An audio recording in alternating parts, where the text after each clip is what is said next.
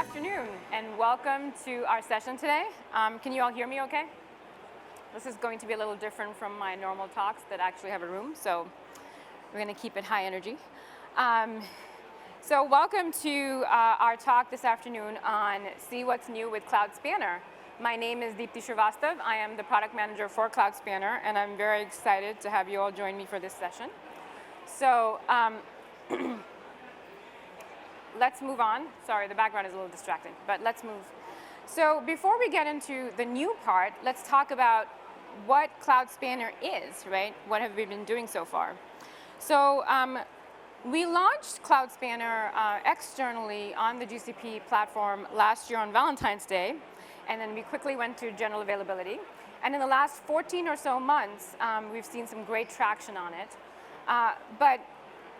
But before Cloud Spanner was there, right, you had to choose what database you wanted based on the one really important attribute of your database that you couldn't give up. So either it was performance or scale or SQL or relational semantics, however you want to put it, or manageability, right?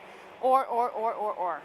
And with Cloud Spanner, basically, you don't have to make those compromises anymore. It is our no compromise database that combines the benefits of both horizontal scale and performance and the familiar relational semantics that you're used to with SQL, NC 2011 compliant SQL dialect, tables, schemas, everything you're used to and like about relational databases.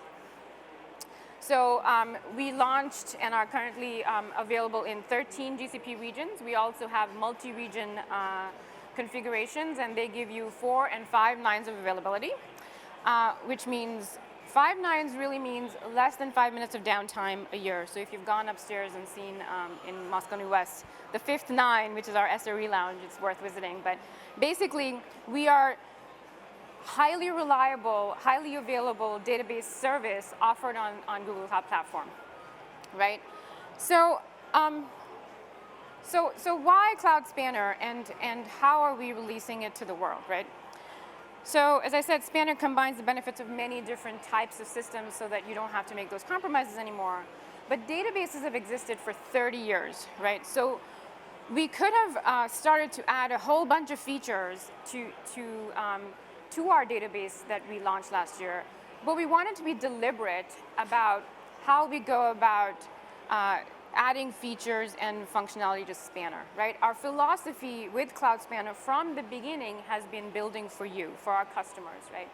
We had been using this system internally for multiple years, so it's not something that we picked up and threw over the fence and said, hey, have fun with it, right? It's not just some cool tech, but it's actually useful.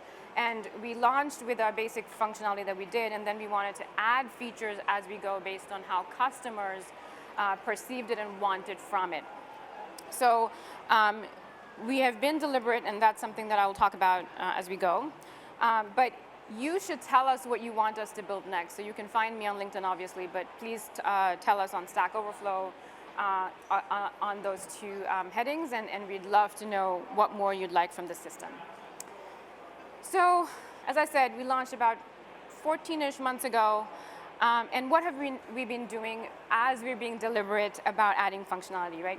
So we added multi-region configurations. Again, this is something that's very popular internally, but we wanted to make sure that we provided this functionality only if it was useful to our external customers.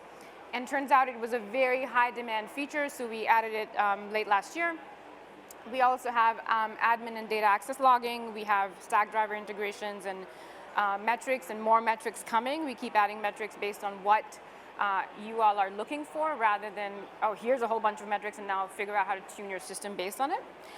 We have a very cool feature, again, that was internally used but also looks like it's very useful externally, which is commit timestamps that we launched earlier this year. And that allows you to basically log transactionally when a transaction committed, right? So as part of a transaction to a row, you can actually write the timestamp at which that transaction committed, which allows you to build many, many things like change log triggers, change it a capture, et cetera, on top of it. We also have open census integration for more debugging again, and then of course compliance certification, and the list goes on, but these are some of the things that again were asked for and we've tried to deliver deliberately. So before we move on, Cloud Spanner has seen tremendous adoption across all industry and across all verticals. And I'm so excited to have one of our very cool customers here today from Belgium to tell us more about their use case. Mark is from Nexus Health, and he's going to tell us a little bit more about how they're using Spanner. So Mark, take it away. Thank you. So, hello. So my name is Mark van Oudgaarden. I'm from Nexus Health, and I just give you a little overview of what we are and what we do. So probably you don't know us, Belgium. Small country somewhere in Europe. We played very well in the cup, they say. And in Belgium there is a large university hospital. It's called UZ Leuven.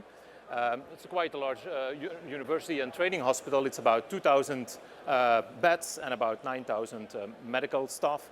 And there is all centralized IT, so we do everything centralized, so nothing is decentralized. And we do it with about 180 heads currently.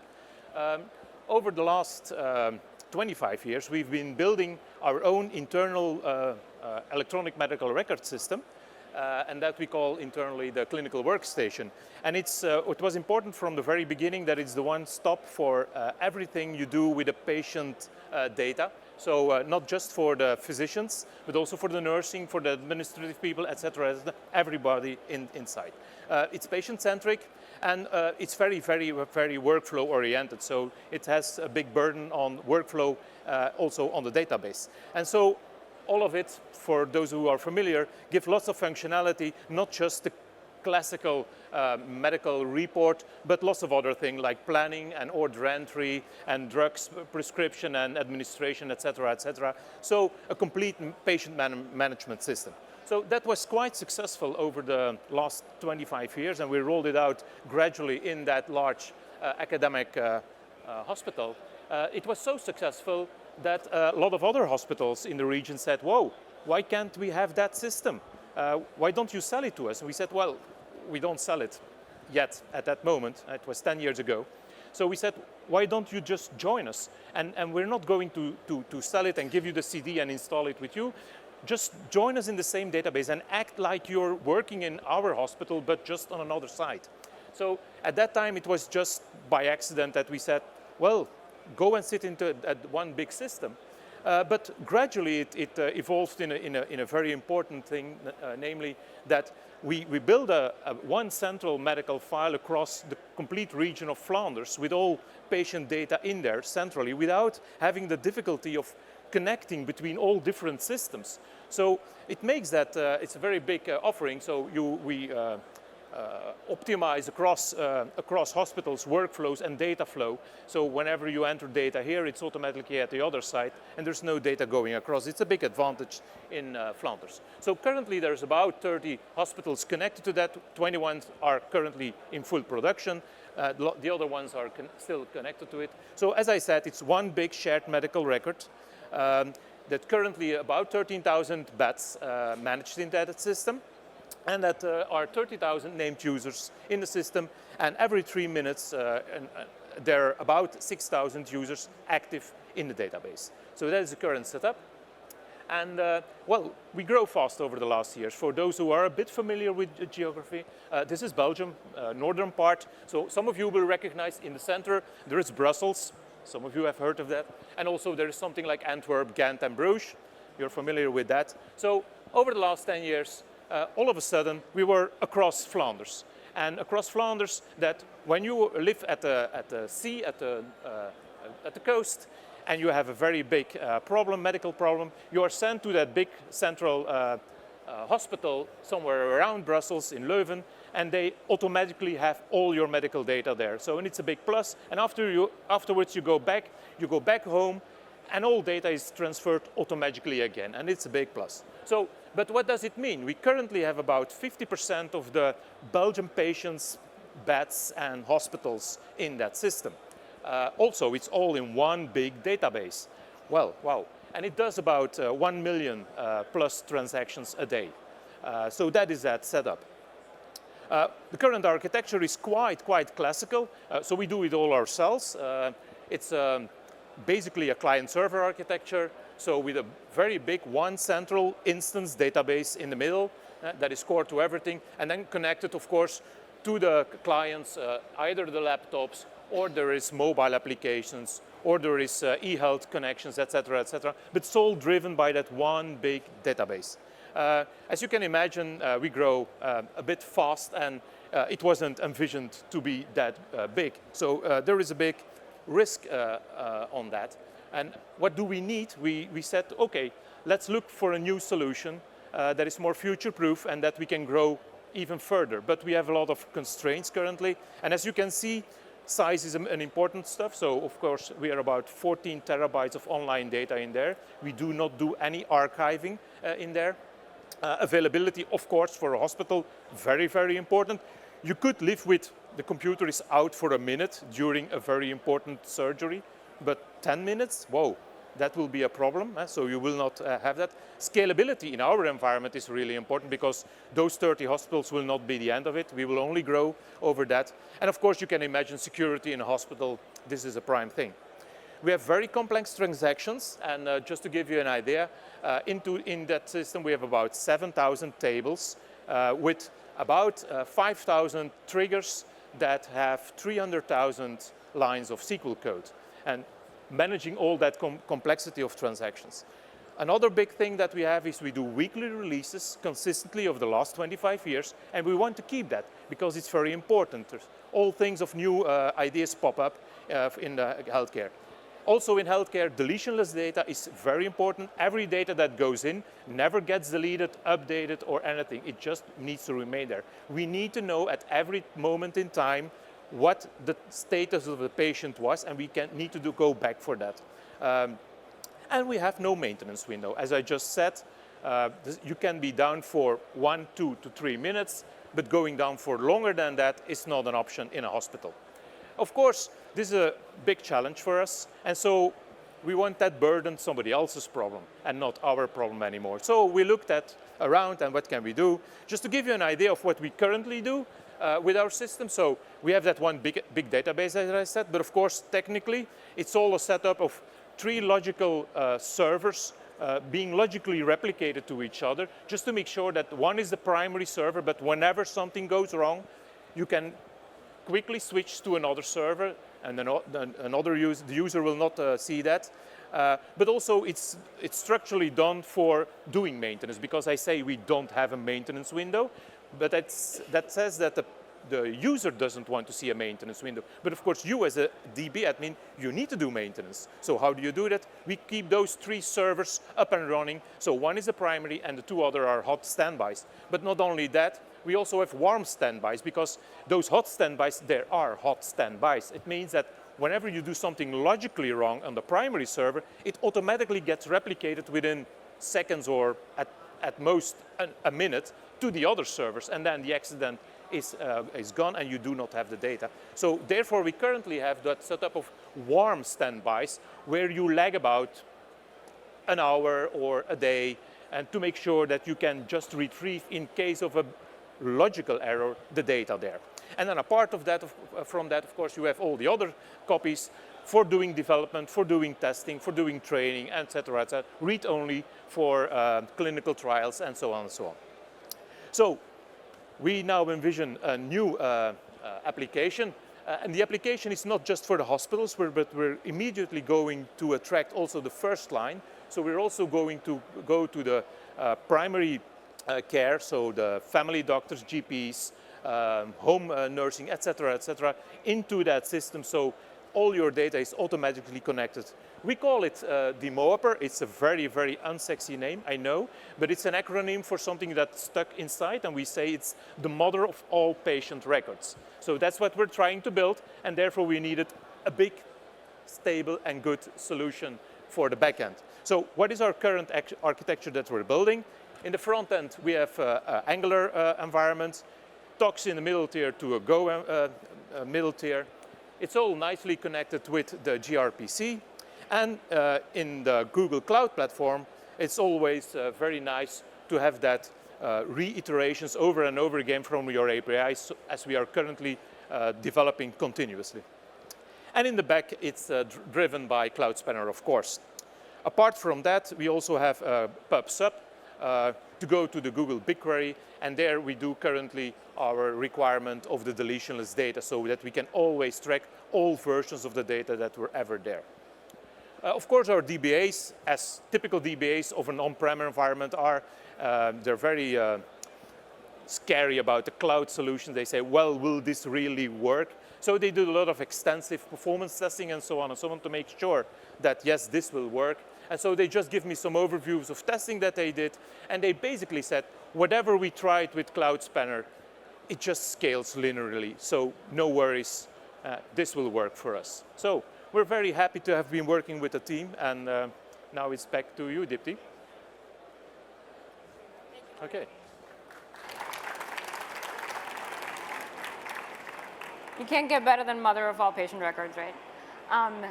So thank you, Mark. He'll be here later on for questions if you have any on more details, and we also are joined by Bart from Belgium, so we can get into that in the Q&A section.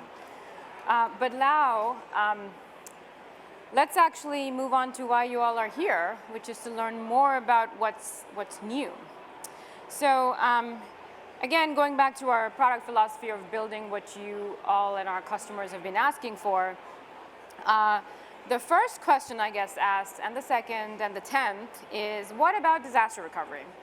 So I'm very happy to talk about our launch last week of our import-export functionality. It allows you to do a bunch of different use cases, not just disaster recovery. But the highlights here are that it's a UI functionality that's push button, so you can take a consistent dump of your Spanner database and put it by default in a GCS bucket using our Apache Beam-based data flow connectors. And it's stored by default in our Apache Avro format, which is, again, another open source format. And again, with the push of a button, you can import the data back into Cloud Spanner. So what this does is allows you to take your own backups at your convenience and store them in a different medium to get even better better separation of concerns here. It also enables a couple of other interesting use cases, which is you can actually take this dump, this export of your production Cloud Spanner database, and use it for dev test environment, so you can load it into a different environment for dev and testing.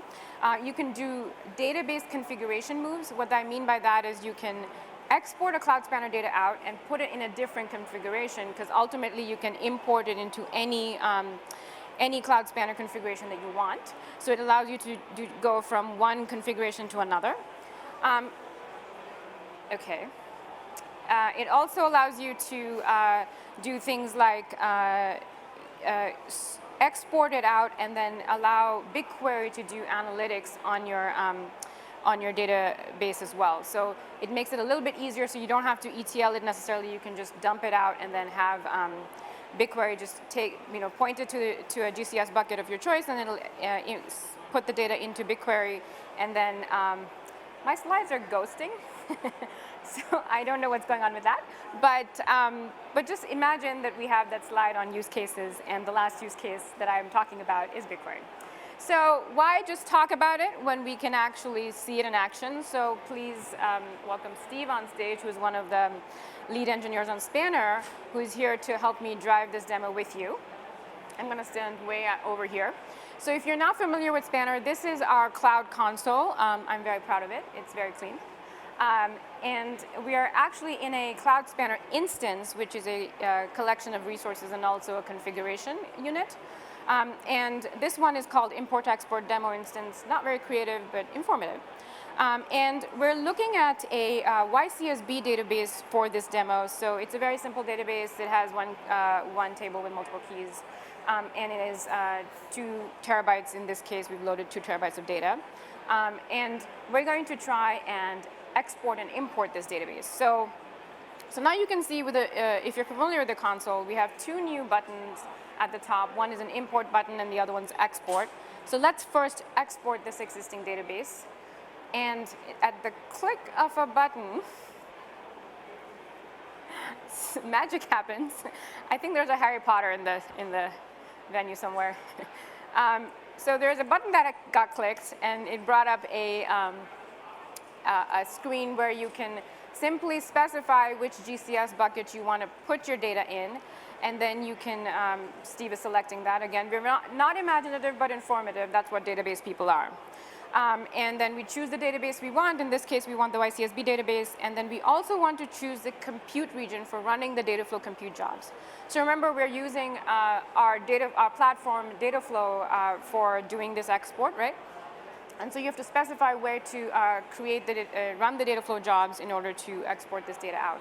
And then you hit export, and voila, you have a 2 terabyte database that's being exported right now.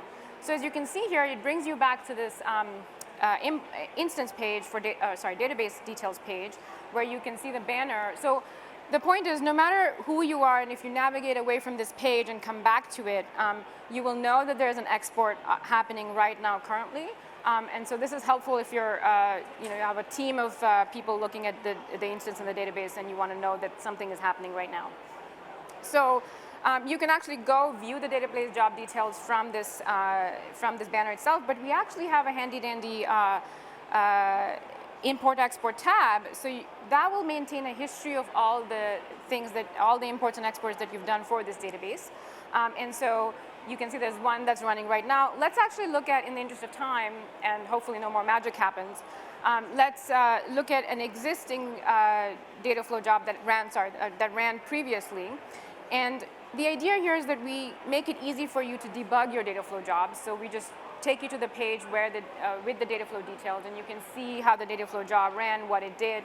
And you can also see on the side panel info pane that how long it took, what type of worker auto-scaling happened, et cetera. So this is helpful in debugging your previous data flow jobs and maybe optimizing them as your data size grows or things like that.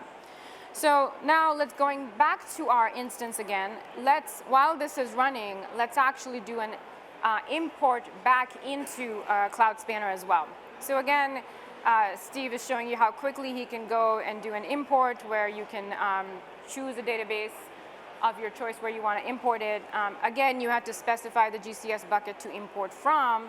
And again, you have to choose a data flow region to run those data flow jobs now to import data back into Cloud Spanner, right? And there's no magic here, please no magic. But now we're importing this 2 terabyte database. Again, you can see the job flow details on our handy-dandy import-export tab. And again, there's a couple that failed. We're being honest here, it's a live demo. And you can see that, again, there's this import happening for this particular database. So that gives you a whirlwind tour. If we can switch back to the slides, maybe.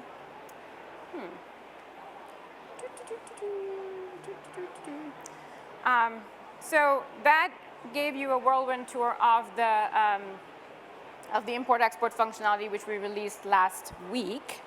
The next question, maybe the 11th, is more about DML, right? So this is the ability to do SQL queries in Spanner, right? So Spanner allows you to do insert, update, and delete, obviously, but through the RPC API.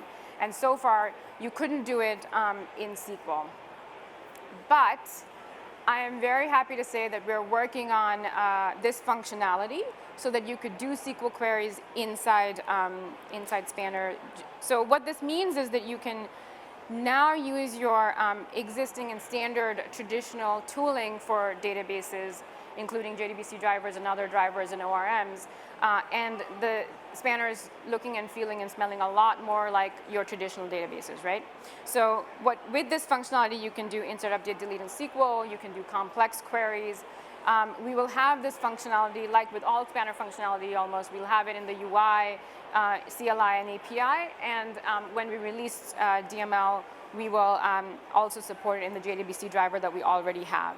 So again, this is not about any timeline or anything like that. I just wanted to show you what we're working on, and to, again, why I talk about it when you can see it in action. So Steve is going to help me again with this demo. If we can switch the screens, thank you. So I'm going to stand way over here. This time, again, we're back to the query console, and we are looking at a different database. So hang on. So we're looking at a different database this time, which is a ticket info database. So this is a little bit more interesting than the YCSB one. As you can see on the side, the schema shows that we have event table, account table, ticket table, et cetera. So it's a fairly standard database. And event table here has two indices as well. So let's run a query to see what events we have. So in the query console, you can run SQL queries, and you can see the results right here. And as you can see, the main thing here is that there isn't any multi-event ID set. So if you go to the explanation, actually, you can see that it's using an event by date index, so it's doing the right thing to be running the query efficiently. And if we go back now, let's do something interesting with this table, which is to change the multi-event ID for all events that started yesterday to Cloud Next, because Cloud Next started yesterday. So, a DML query completed. And again, if you look at the query plan, now we support DML operations in the query plan through apply mutation. Sorry, I hope you can see this. And just to make sure that we're not fooling you, let's actually see the event table again. And hopefully we'll see multi-event ID being updated for all events that are starting as of yesterday. Look, it got updated. Woohoo! So DML actually works. And now let's do something a little bit more interesting, because I have a bunch of customers who say, well, but will you be able to do conditionals and where clauses and if clauses and all that sort of stuff in your distributed database that can, by the way, scale to petabyte scale databases? So here we have the attendees table. So basically we have a list of attendees here, and what we want to do is mark all the attendees that are coming to my session today VIPs, because we like you all. So here we can see that Alice and Carol are attending the Spanner session, so we're going to mark them as VIPs for the rest of the event. Now, disclaimer, this doesn't actually hook into the actual events for today, so you won't be, if you are Alice and Carol, you won't be a VIP unless you already are. But the idea here is that we should be able to update this with the conditional and add the VIP tag. So let's actually look at the query again and see if we can, it doesn't matter. Live demo, people.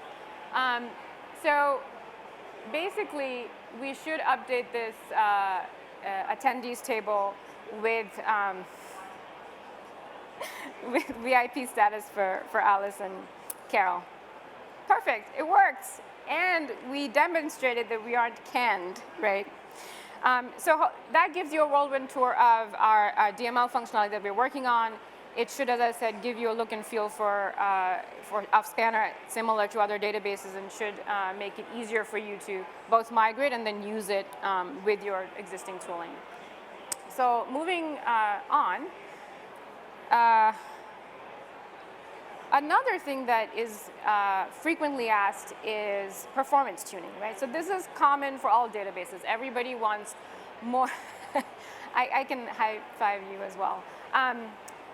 Everybody wants more insight into their database, because they know they can do better than what the database is doing automatically, no matter what we think about our heuristic algorithms. So we're working on another exciting new feature that I'm going to have Anna step up here and help me demo. Anna is one of the lead engineers for this feature. It's called Query Statistics. Again, this is something that's coming soon. We're planning to release it later this year. But I'm very excited about it because it gives you introspection into your worst performing queries. And there are multiple additional dimensions along which we report stats. So you can see what's going on with your queries. And of course, we'll have this available in our API and our UI in multiple granularity buckets. So let's see it in action. If you could switch, please. So we're back to our UI console. Now we're just doing it in the UI console because it's easier to see and understand. But of course, we'll have it programmatically as well. So this is the same ticket info schema that we saw earlier with the account and event and venue and whatnot. But this time, we have an exciting new tab called Query Statistics. So what you can see when you get into the Query Statistics tab is all of the queries that ran in the last minute in this case that are hogging the most CPU. So they're the most resource intensive, and we're looking at sorting them per CPU. And where Anna's cursor is basically we have multiple buckets in which you can see that, so you can not only see what happened in the last minute, but the last hour, the last 24 hours, et cetera. But we're going to stick to the last minute and see our top query. So if you click on it, we actually give you a lot more information on the side in our info panel. And as you can see, the query took 261 CPU seconds. It'll give you a lot more information like latency, rows scanned, and rows sent. Now in this case, they're both the same, which means that the query was not doing any aggregations or filtering. And if you look at the handy-dandy query text on the top, you can see that indeed it was not doing any aggregations and filtering. But it is using a parameterized query. And this is a good time to talk about using parameterized queries, because they actually make your queries perform more efficiently, because the query engine can store the query plan and not have to rebuild it every time you run the query. It also gives us better statistics for things like query stats.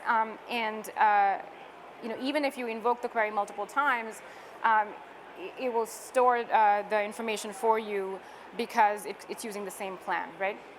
So in this case, the query was run in the last minute 150,000 times almost. All of that is aggregated and put together in this query statistics. So let's look at a more interesting query. So let's look at all the venues by seating capacity. And in this case, you can see that the total CPU here taken was 24 seconds, but the average CPU is much, much less than that. And what that means is the spanner, which is meant to distribute, is meant to be parallelizing queries, is actually doing that, and so giving you the response in much shorter time. Even though the execution count here is much smaller, so it's just another query in your top 10 queries. So what if you wanted to debug this query and see what it did in real time? So you can click on this button to open into our query console. Very cool, I think. We are database geeks, so what we think is cool is not necessarily cool for everybody. But as you can see here, the query ran in this case, and it gave us a list of all the venues with seating capacity. And if you wanted to debug it, you would want to look at the query explanation as well to see what it's doing, right? And this is the explain plan for this particular run of the query, of course. And you can see it's doing, all the things you expect to do. It's doing a hash and an aggregation to return the results to you in descending order. Cool. So hopefully that was a fun demo for you all of what we're working on. Thank you, Anna and Steve, for running those demos for us. And if we can switch back. Right, so those are some very exciting features. One of the two exciting features that we're working on that I wanted to show to you all to make sure you understand that we are listening to you and we are working on things. And we plan to release both of these in the next couple months. Okay, so before we end, I wanted to also address a couple of points that I've heard over the past year that we've been around, and talk about some of the myths that I see happening. So I wanted to do a little bit of myth busting. So is Cloud Spanner really the right database for your app? I hear this a lot. Cloud Spanner is meant only for very large workloads. And the fact is that Spanner is actually built so that you can start with it and never have to re-platform, right? The idea is fire and forget. You start with it, and then you never have to think about sharding or which scale versus performance versus name your thing that you care about, because it can just grow with your application. So you want to focus on getting the next billion users. We're right there with you. We can help you grow as you grow, right? In fact, what we've seen is that, and this is a known statistic, like most average enterprise database sizes are, hundreds of gigabytes and, up to a terabyte or two. And average Cloud Spanner database sizes are right in that smack in the middle of that, right? We have one database that is 35 terabytes and it's growing, great. But the idea is that you can use Spanner for the entire spectrum because you're getting the benefit of a managed database that is scalable, that is parallelizable, that is secure, all in one package, right? We have regional configurations and multi-region configurations, right? If whichever one you use is great, right? Multi-region configurations offer high availability if that's what you want, and they can lower latency. So you can use it as a content distribution system for your transactional data, right? If that's what you want. But that has nothing to do with size, right? It's to do with your requirements and making the right choice for your requirements. And also, as I said, with import-export functionality, for example, if you started out with a regional instance and you thought, oh, I actually need to be multi-region because, I'm now popular everywhere in the world and I really want to, grow my healthcare business all over the world, then you can just take a snapshot, move it to a multi-region configuration. So Cloud Spanner is being used for typical enterprise and other database workloads, and we can expect for it to continue to do that, right? The other thing I hear quite often is Cloud Spanner is expensive. And when you look at total cost of ownership, actually, in most cases, Cloud Spanner is actually gives you great value for your money, right? Because it's fully managed.